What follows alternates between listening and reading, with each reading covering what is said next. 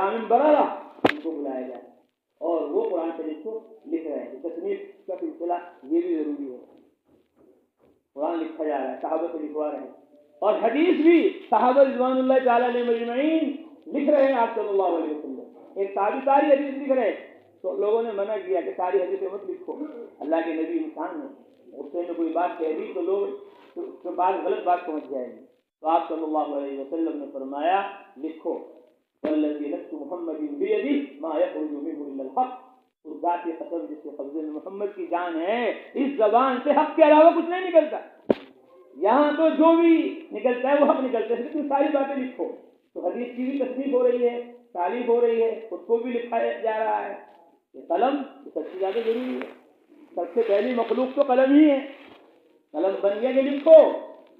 علم الانسان ما لم يعلم, علم بالقلم, قلم کے ذریعے اللہ نے تعلیم دی ہے. قلم پیدا ہو گیا, لکھو. کیا لکھوں؟ قیامت تک آنے والے سارے حالات لکھو. جو ہوا وہ بھی لکھو, جو نہیں ہوا ابھی وہ بھی لکھو. تو سب سے پہلے چیز تو قلم ہے. کل قیامت میں میدان حشر میں علماء کی روشنائی اور شہداء کا خون تولا جائے گا, تو علماء کی روشنائی شہداء کے خون پر بھاری ہو جائے گی.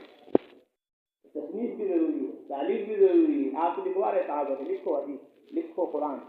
تصنیف و تعلیم بھی ہو رہی ہے. تو تصنیف و تعلیم میں بھی ہمیں آگے, تصنیف و تعلیم کا بھی ہمیں امام بننا ہے, اور دعوت و تبلیغ کا بھی ہمیں امام بننا ہے, اور تعلیم و تعلم کا بھی ہمیں امام بننا ہے. صحابی فرماتے ہیں داخل ہوئے مسجد میں تو آپ صلی اللہ علیہ وسلم صفہ والوں کو قرآن پڑھا رہے تھے. یقرؤ القرآن, آپ قرآن پڑھا رہے تھے, اور آپ صلی اللہ علیہ وسلم کے پیٹ پر پتھر بنے ہوئے بھوک کی وجہ سے, تاکہ آپ اپنی کمر کو سیدھا رکھ سکیں. اس حالت میں آپ صلی اللہ علیہ وسلم صحابہ کو تعلیم دے رہے ہیں.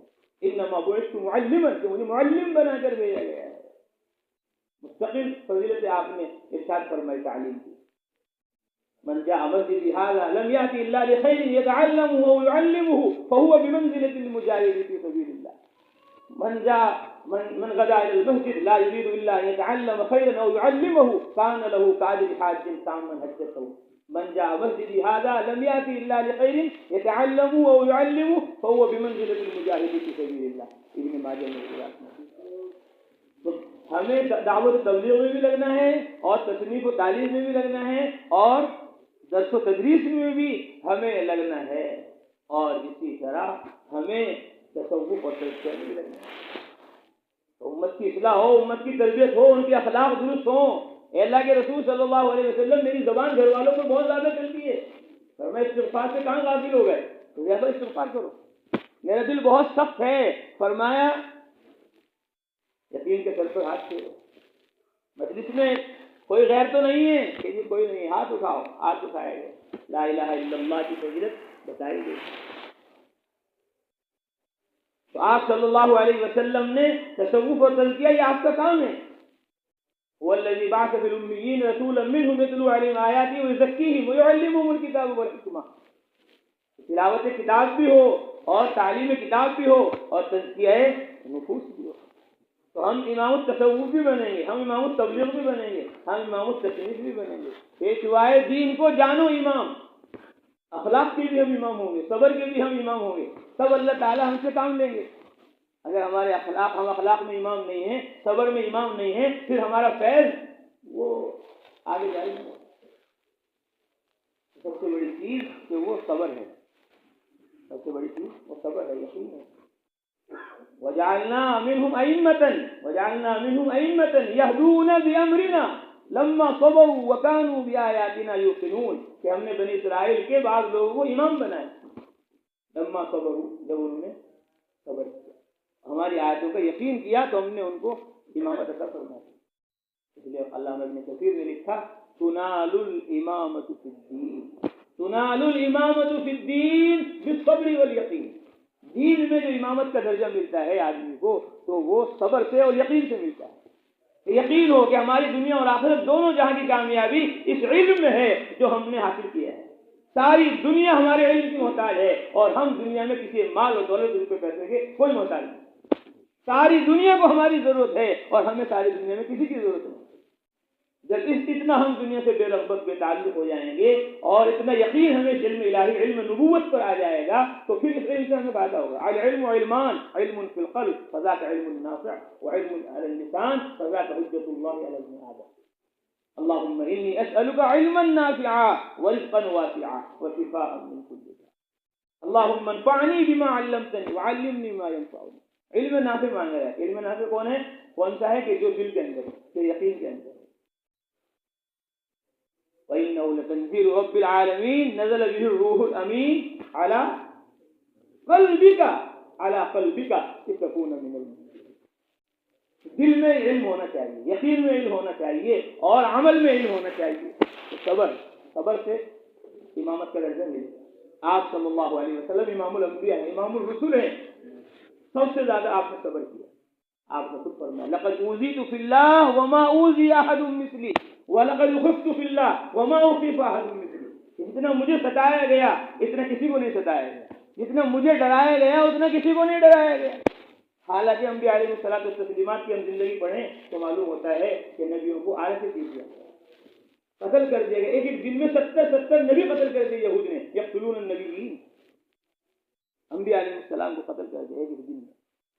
اور آپ فرمائے لقد اوذیت فی اللہ وما اوذی احد مثلی، کہ جتنا مجھے ستایا گیا اتنا کسی کو نہیں ستایا گیا، حالانکہ ان کو اس سے زیادہ ستایا گیا.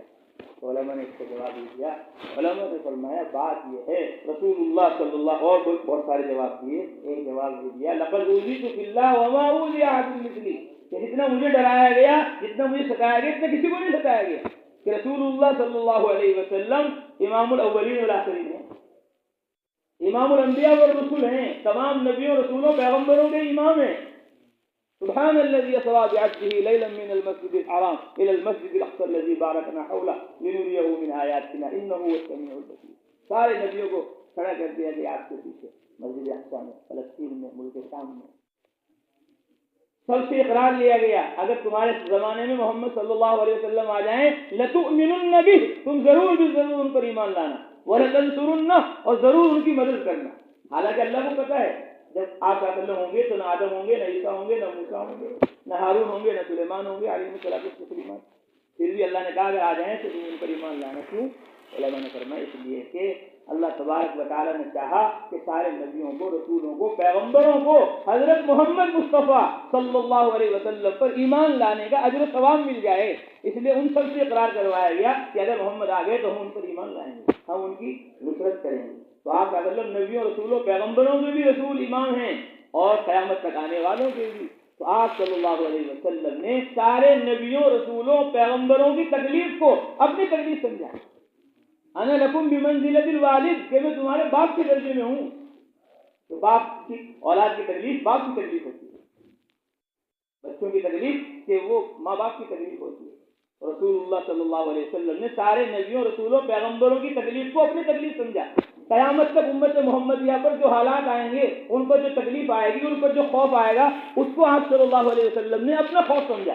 جیسے ہمیں خوف ہو رہا ہے آج کہ ہمارے مدرسوں کا کیا ہوگا، ہمارے خانقاہوں کا کیا ہوگا، ہمارے مقابر کا کیا ہوگا، ہمارے اوقاف کا کیا ہوگا. خوف ہے، کیا ہوگا، نقصان ہو جائے گا. تو اس خوف کو بھی رسول اللہ نے اپنا خوف سمجھا. جو تکلیف آ رہی ہے علماء پر صبح قیامت تک، صلح پر، امت محمدیہ پر، اس ساری تکلیف کو آپ صلی اللہ علیہ وسلم نے اپنی تکلیف سمجھا، اپنا خوف سمجھا. اس لیے آپ نے فرمایا کہ جتنا مجھے ستایا گیا اتنا کسی کو نہیں ستایا گیا، جتنا مجھے ڈرایا گیا اتنا کسی کو نہیں ڈرایا گیا. مال تقسیم کیا آپ صلی اللہ علیہ وسلم نے. روایت میں ہے ایک آدمی نے کہا کہ مال کی تقسیم میں انصاف نہیں ہوا. عبداللہ بن مسعود رضی اللہ تعالیٰ نے جا کر اللہ کے نبی کو بتا دیا.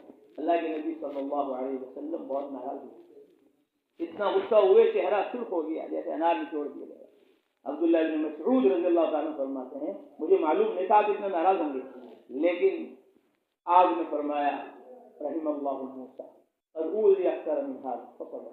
اللہ رحم فرمائے موسیٰ پر، اس سے زیادہ ان کو ستایا گیا، فصبر، اور انہوں نے صبر کیا. تو آپ صلی اللہ علیہ وسلم نے بھی صبر کیا اور ان سے بدلہ نہیں لیا.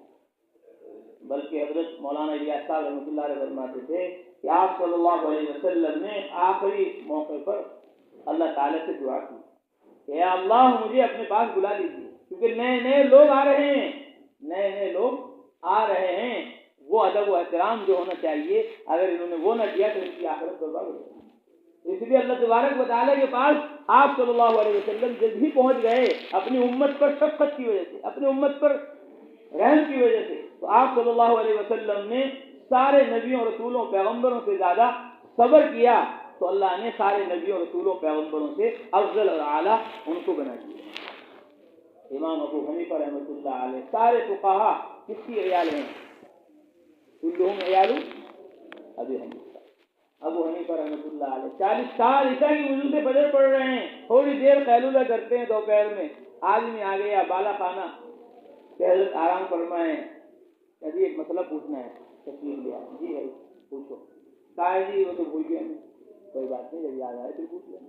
حضرت اوپر چلے گئے، وہ پھر آ گیا کہ حضرت مفتی تقی صاحب نے لکھا اخلاص اخبار میں ان کی یہ واقعہ، حضرت پھر اوپر چلے گئے، پھر آیا، کیا حضرت وہ مسئلہ یاد آ گیا، حضرت پھر نیچے آیا، پوچھو کیا پوچھنا ہے، وہ تو بھول گیا۔ اگر آج کوئی ایسا کر دے تو کیا ہوگا؟ تو وہ علم کی علماء کی توہین کر رہے ہیں، بے ادبی کر رہے ہیں، گستاخ ہو رہے ہیں، جاؤ جہنم میں۔ لیکن نہیں، ان سے اللہ کو کام لینا۔ پھر گئے، پھر آیا، چلیے حضرت یاد آ گیا، ہماری پوچھی کیا بات ہے؟ پہلی بات یہ ہے پاخانہ جو ہوتا ہے یہ میٹھا ہوتا ہے، پھیکا ہوتا ہے۔ اب ایسا سوال کر رہا ہے، کوئی ایسا سوال کرے گا تو کیا ہوگا؟ لیکن وہ امام تھے، صبر کے امام تھے، علم کے امام تھے، اللہ کو ان سے کام لینا تھا پورا عالم میں۔ فرمایا بھائی جب سوکھا ہوتا ہے تو پھیکا ہوتا ہے اور گیلا ہوتا ہے تو میٹھا ہوتا ہے پاخانہ۔ وہ تو پریشان کرنے آیا تھا، اس نے کہا یہ آپ نے چکر دیکھا تو؟ ارے میں سمجھا بھائی میں نے چکر نہیں دیکھا، میں نے عقل سے سمجھا ہے، مکھی میٹھے پر آتی ہے، اس لیے جب وہ گیلا ہوتا ہے تو مکھی آتی ہے، اور جب وہ سوکھا ہو جاتا ہے تو مکھی نہیں آتی، تو وہ پھیکا ہوتا ہے۔ اب کیا ہوا کہ انہوں نے صبر کیا۔ آج پوری دنیا میں سب سے زیادہ کون ہے؟ احناف ہیں، نواف ہے، اور سارے امام مالک رحمۃ اللہ علیہ امام، سارے کے سارے ان کی تعداد کم ہے، اور امام ابو حنیفہ رحمۃ اللہ علیہ کہ اللہ نے ان کو سارے عالم کے امام بنا۔ تنال الامامۃ فی الدین بالصبر والیقین، تو ایسے ہی ہمیں صبر کرنا پڑے گا، ایسے ہی ہمیں مجاہدہ کرنا پڑے گا، ایسے ہی ہمیں سارے کاموں کو انجام دینا پڑے گا۔ تعلیم میں بھی ہمیں لگنا ہے، تصنیف میں بھی ہمیں لگنا ہے، اور تزکیہ میں بھی ہمیں لگنا ہے۔ ان ساری ذمہ داریوں کو، سارے شعبوں کو ہمیں لے کر چلنا ہے۔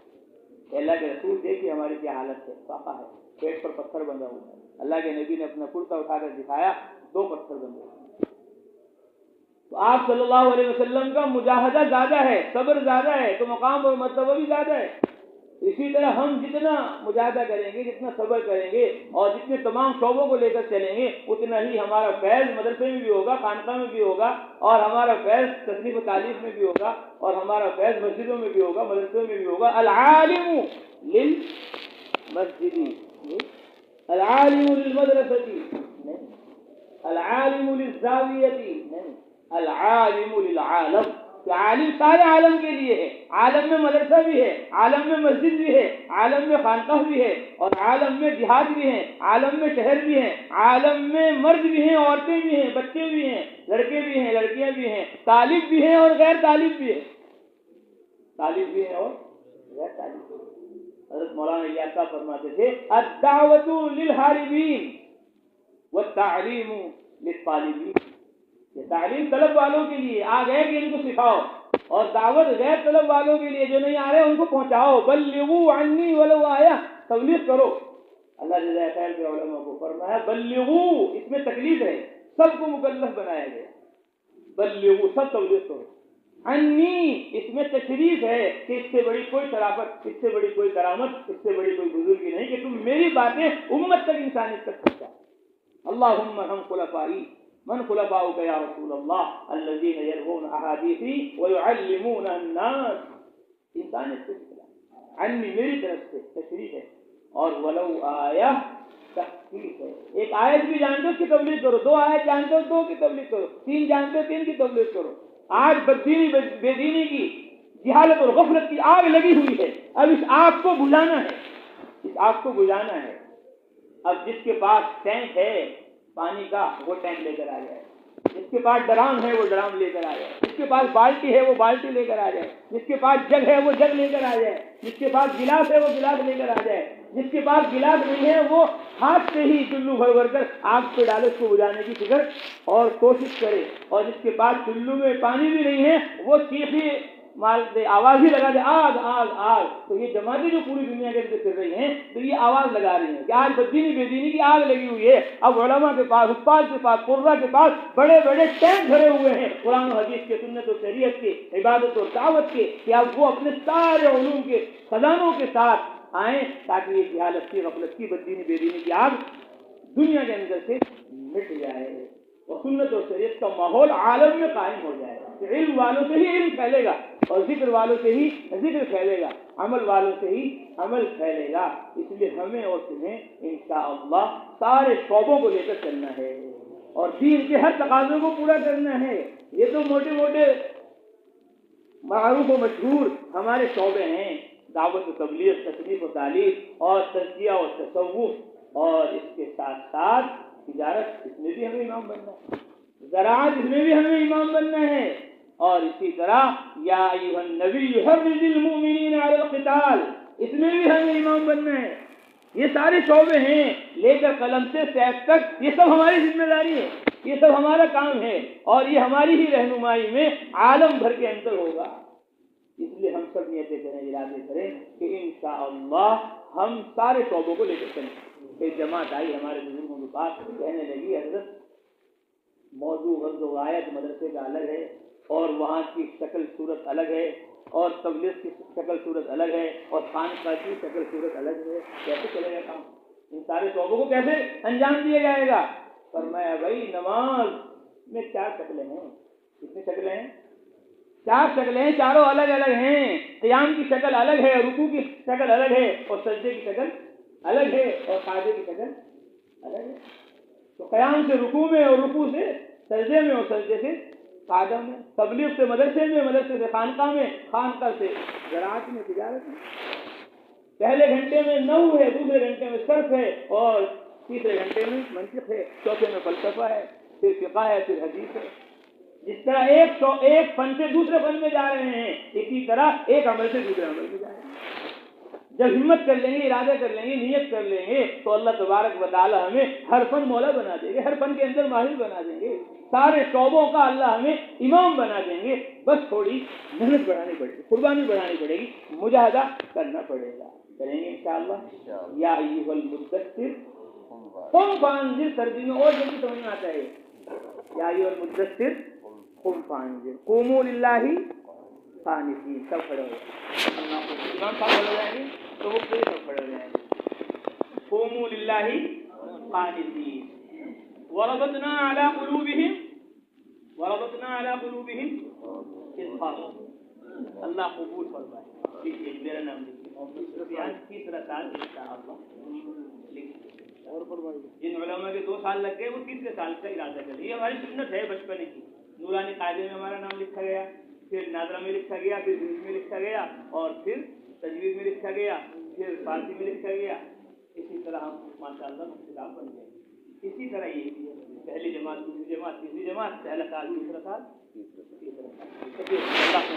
اللہ قبول فرمائے، اللہ قبول فرمائے۔ واہ واہ واہ واہ، ماشاء اللہ ماشاء اللہ، واہ جی واہ، اللہ قبول فرمائے، ماشاء اللہ۔ اب ہمت کر کے اپنے ناموں کو لکھے گا، 2 سال لکھ گیا، 3 سال، اور لکھانے میں ڈرنا نہیں، بالکل بھی لکھانے میں کیا نہیں کرنا ہے، ڈرنا نہیں۔ یہ میں نے پہلے کہہ دیا، یہ ہماری سنت ہے، اور اللہ نے پہلے ہی لکھ دیا ہے، قدر اللہ المقادیر، قدر اللہ المقادیر قبل ان یخلق السماوات والارض ب50 الف سنہ۔ اللہ نے آسمانوں اور زمینوں کے بننے سے 50,000 سال پہلے لکھ دیا کہ بلند شہر میں محمدی مسجد میں علماء کا جوڑ ہوگا اور وہاں تشکیل ہوگی اور وہاں سب کھڑے ہو جائیں گے۔ کون لکھائے گا کون نہیں لکھائے گا وہ سب وہاں کیا ہے، کون پہلا سال لگائے گا، کون دوسرا لگائے گا، کون تیسرا لگائے گا، یہ سب لکھا جا چکا۔ لکھے لا تاسو علی ما فاتکم ولا تفرحوا بما آتاکم، یہ سب کچھ لکھا ہوا ہے۔ جب سب کچھ لکھا ہوا ہے تو پھر کیا کرنا ہے، ہمت نیت کر کے ارادہ کریں کہ انشاءاللہ ہم 1 سال لگائیں گے. 1 سال لگ گیا جن کا وہ دوسرا سال لگائیں گے, دوسرا سال لگ گیا وہ تیسرا سال لگ گیا. جی کیا نام ہے؟ مولانا عبدالقدیم صاحب دوسرے سال کے لیے اللہ قبول فرمائے. اور ارادہ کریں, نیتیں کریں. جی فرمائیں. جی ارادہ کریں, نیتیں کریں. مولانا شاہد صاحب اللہ قبول فرمائے. بہت آسان ہے, عربوں میں بہت زیادہ ضرورت ہے, سارے عالم میں ضرورت ہے. اللہ قبول فرمائے. ماشاء اللہ. ابھی ہماری دوسرے سال کی جماعت گئی ماشاء اللہ, مکۃ المکرمہ میں, مدینہ منورہ میں, ریاض, دمام میں, اردن, لبنان, ملک شام میں, بیت المقدس, مسجد اقصیٰ نظر آ رہی ہے وہاں سے, اردن کے ایک پل سے ہماری جماعت وہاں پہنچی الحمدللہ. بحرین میں جماعت گئی, دبئی میں جماعت گئی,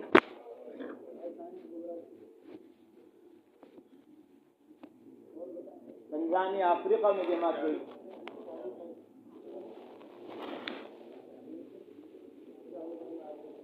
اللہ قبول فرمائے.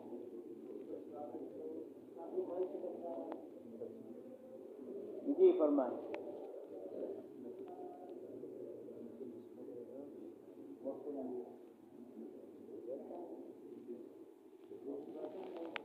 اللہ قبول فرمائے. اور ہمتیں کریں, اور ارادے کریں, نیتیں کریں.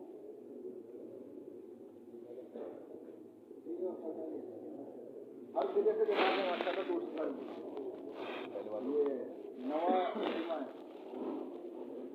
دوسرے سال انشاءاللہ یہاں سے جماعت بنی ہے. اور فرمائیے دوسرے سال کے انما الاعمال بالنیات, اعمال کا دار و مدار نیتوں پر. جتنا اخلاص ہوگا اتنا ہی اعمال اللہ کے یہاں قبول ہوں گے. نیت المؤمن خیر من عمل, ایمان والے کی نیت اس کے عمل سے بہتر ہے. نیت المؤمن اس کے عمل سے بہتر, کیونکہ عمل زیادہ نہیں ہو سکتا. اب میں زیادہ بیان کروں گا تو گلا خشک ہو جائے گا, بات کرنا مشکل ہو جائے گا. آپ زیادہ سنیں گے تو تھک جائیں گے, یہ ڈالیں گے. تو نہ بیان زیادہ ہو سکتا ہے, نہ بیان زیادہ سنا جا سکتا. عمل زیادہ نہیں کر سکتا, کمزور ہے. خلق الانسان ضعیفا, ضعیف ہے انسان, تو عمل کم ہوگا. لیکن نیت بڑی سے بڑی کر لو, کوئی تھکان نہیں. ابھی آنکھیں بند کر لو, جی الٹی کی چال چلتے ہیں دیوان گانے, آنکھ بند کرتے ہیں دیدار کے لیے. آنکھ بند کر لو کہ بھائی میں مدینہ میں ہوں, مکہ میں ہوں, دوسرے سال میں ہوں. کوئی مشکل نہیں. ابھی ایک جماعت آیا عرب, انہوں نے تشکیل کی علماء دی. انہوں نے کہا یا معشر العلماء لا تخافوا من السنہ, علماء کی جماعت سال کے مت ڈرو.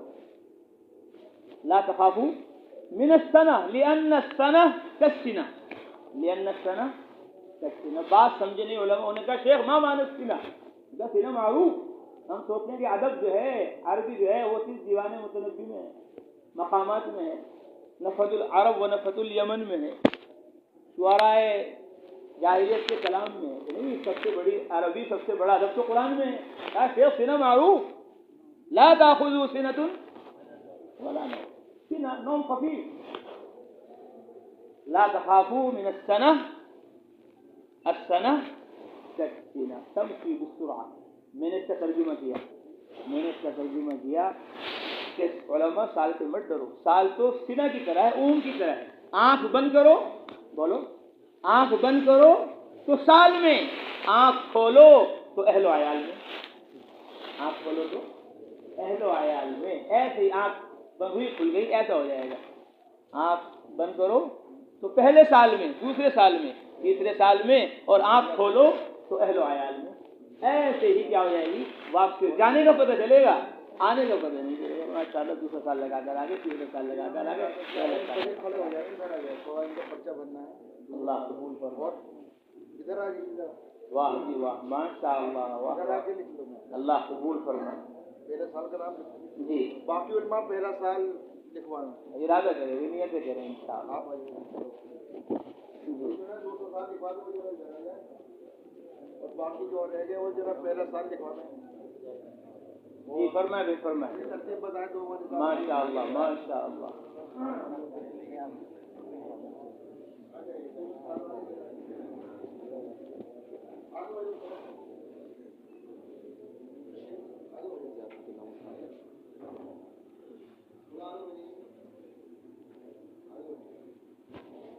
اللہ قبول کر. ماشاء اللہ. عید کے بعد سوال میں انشاءاللہ اللہ قبول کرے اور ارادے کریں اور ہمت کریں نیتیں کریں ہمت مردہ مدد خدا. یہ مت سوچے کہ کیا ہوگا مسجد کا, کیا ہوگا مدرسے کا, کیا ہوگا بیوی کا, بچوں کا. کچھ نہیں ہوگا, جو ہوگا وہی ہوگا. کیا ہوگا, کیا ہوگا, کیوں کر ہوگا, اوہام چھوڑ. کیا ہوگا, کیوں کر ہوگا, اوہام چھوڑ, کام کر. کام جس کا ہے انجام اس کے چھوڑ. کام جس کا ہے انجام اس کے چھوڑ. آسان نہیں ہے نکلنا, آسان نہیں ہے جانا, مشکل ہے, لیکن ہمت کر لیں گے تو آسان ہو جائے گا. بھیگے ہوئے پروں سے پرواز کر کے دیکھ. پر بھیگ گئے پرندے کے, اب اڑنا کیا ہے, مشکل ہے. بھیگے ہوئے پروں سے پرواز کر کے دیکھ, انجام اس کے ہاتھ میں ہے. آغاز کر کے دیکھ, انجام اس کے ہاتھ میں, آغاز کر کے دیکھ. ہم شروعات کرتے ہیں, اختتام اللہ تعالیٰ اپنے آغاز کی ضرورت ہے. جی ارادہ تو سب کا ہے انشاءاللہ, سب نیت کریں گے انشاءاللہ. ہم اپنی ترتیبیں بنائیں گے. یہ نہیں کہ مدرسہ چھوڑ دو, مسجد چھوڑ دو. شیطان تو شیطان ہے نا. میں بار بار اپنے دوستوں سے کہتا ہوں, اللہ فرمائے ان الشیطان لکم عدو مبین. شیطان تمہارا کھلا دشمن ہے. کس کا, تاجروں کا, جی کاشتکاروں کا, زمینداروں کا, دنیا داروں کا, اس کا دشمن ہے. اور علماء کا دوست ہے. جی کس کا دشمن ہے, سب کا دشمن ہے. علماء کا زیادہ ہے, علماء کا زیادہ ہے. ابھی ہماری جماعت گئی اردن میں, لبنان میں, تو میں نے وہاں ملک شام کے فضائل بیان کیے, جو حدیث میں آئے, مشہور حدیثیں ہیں, آیتیں ہیں, اور جو غیر مشہور تو ہیں آیتیں, لیکن اس سے استدلال بہت کم کیا جاتا ہے. تو میں نے ان سے بھی استدلال کیا, تو ملک شام والے بڑے خوش ہوئے. میں بیان کر رہا تھا, یہاں شیخ بیٹھے ہوئے, وہ ہمارے شیخ بھی ہیں, انہوں نے ہمیں, وہ ملک شام کے ہیں, ان سے اجازت بھی ہمیں انہوں نے دی اپنی ماشاءاللہ تحریر سند. تو وہ بیٹھے ہوئے تھے, انہوں نے بیان سنا, بہت خوش ہوئے. تو میں نے کہا ذکر اللہ عز و یا اہل الشام طوبی لکم و بشری لکم. اہل شام تمہارے لیے خوشخبری ہو, مبارکباد ہو. ذکر اللہ عز و جل جبالکم و حدیدکم و نملتکم فی القرآن. یعنی کہ اللہ نے تمہارے پہاڑوں کا بھی قرآن میں ذکر کیا ہے, تمہارے لوہے کا بھی ذکر کیا ہے, تمہاری چیونٹی کا بھی ذکر کیا ہے. ذکر اللہ ہدہدکم, تمہارے ہدہد کا بھی ذکر کیا ہے. تو عرب شیخ بہت خوش ہوئے. یعنی کہ اللہ نے فرمایا یا جبال اوبی معہ والطیر. اللہ فرمائے تمہارے پہاڑ کا اللہ ذکر کر رہے کہ داؤد کے ساتھ تسبیح میں لگ جاؤ. وَعَلَنَّا لَهُ الْحَدِيدِ, کہ ہم نے داؤد علیہ السلام کے لیے لوہے کو نرم کر دیا. میں نے کہا تمہارے لوہے کا بھی قرآن میں ذکر ہے اور تمہارے پہاڑوں کا بھی ذکر ہے.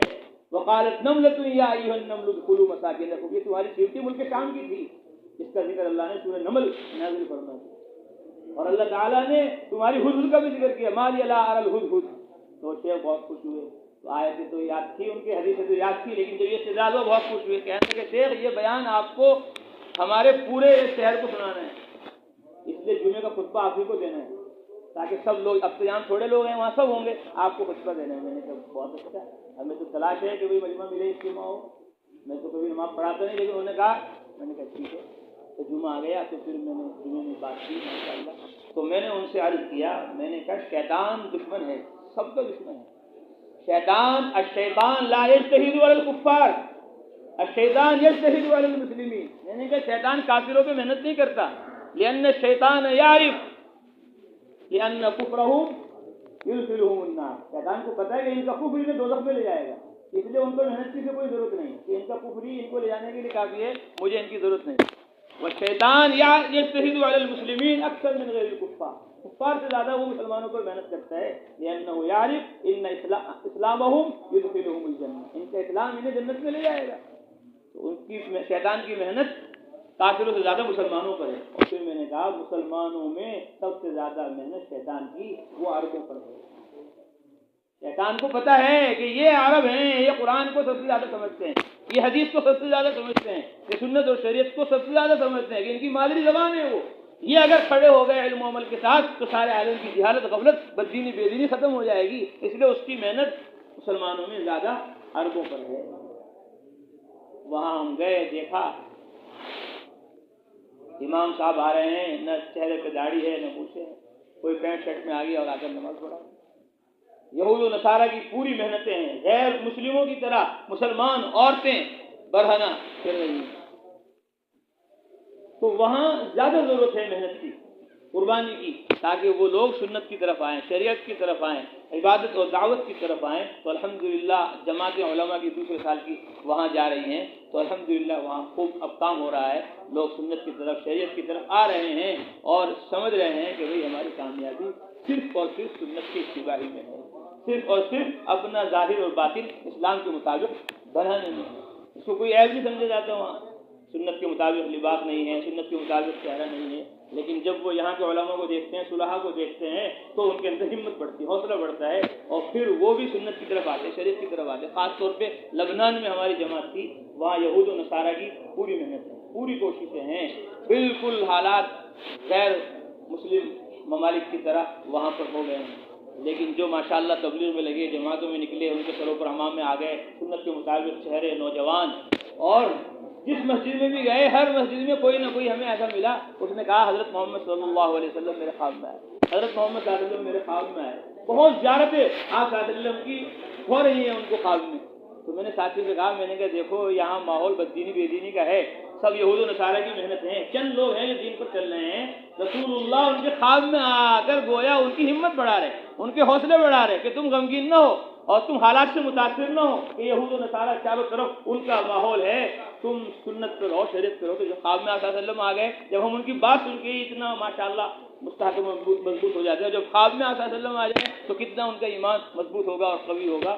تو کوئی مسجد ایسی نہیں ملی جہاں کوئی نہ کوئی اگر اس نے ہمیں خبر نہ دی کہ آپ صلی اللہ علیہ وسلم میرے خواب میں آئے، اس طرح کہیں کہیں دفعہ آپ صلی اللہ علیہ وسلم ان کے خواب میں آ رہے ہیں۔ تو الحمدللہ وہاں ماحول آہستہ آہستہ آ رہا ہے سنت کی طرف، شریعت کی طرف، عبادت اور دعوت کی طرف الحمدللہ لوگ متوجہ ہو رہے ہیں۔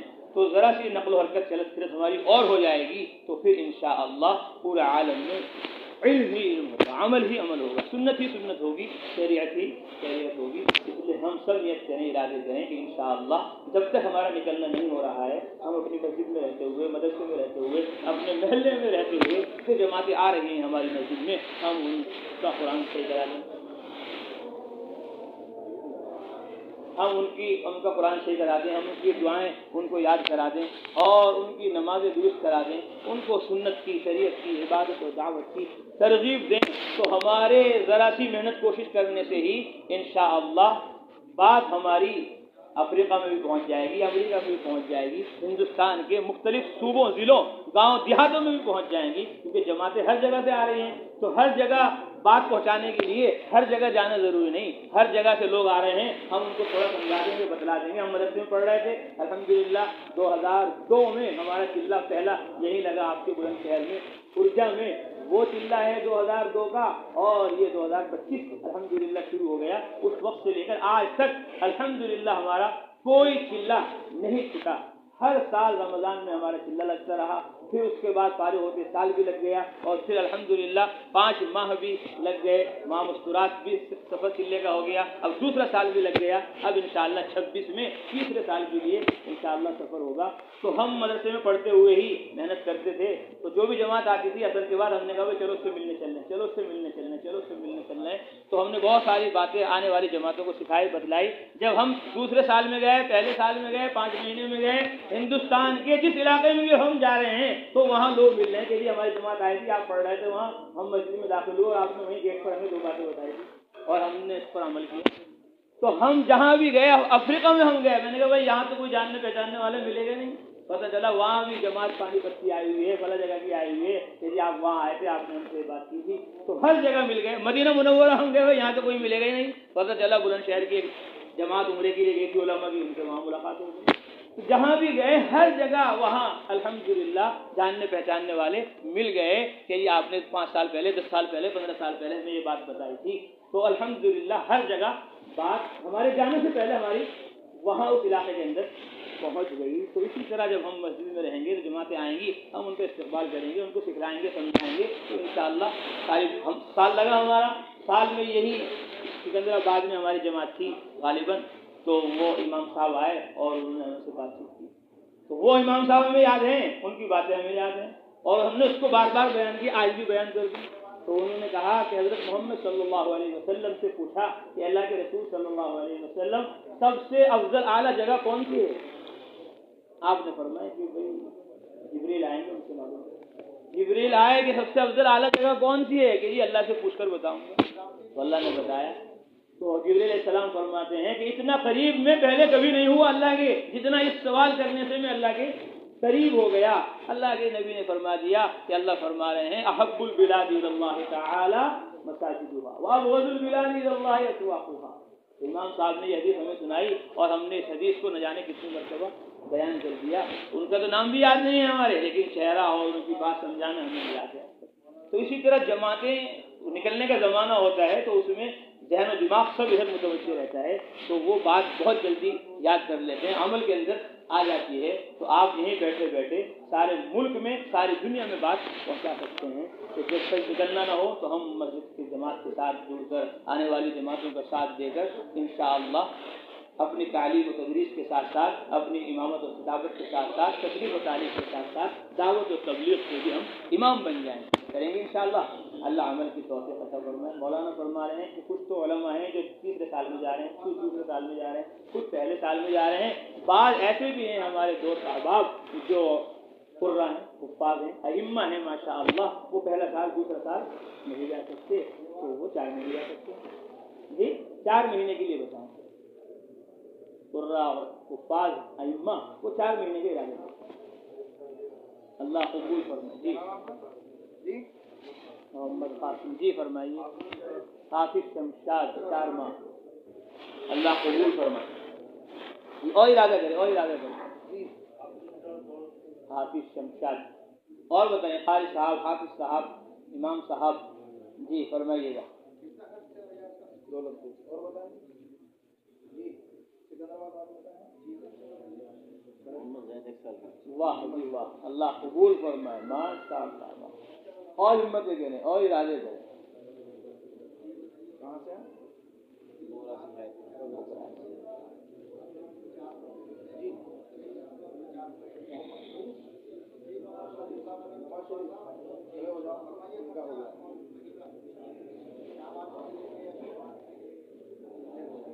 جی ماشاء اللہ جی بتائیں۔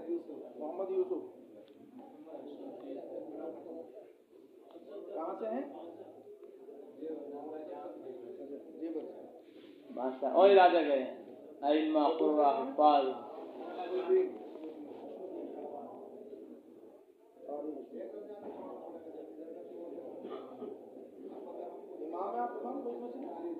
ماشاء اللہ، واہ جی واہ۔ چلیے اور بتائیں۔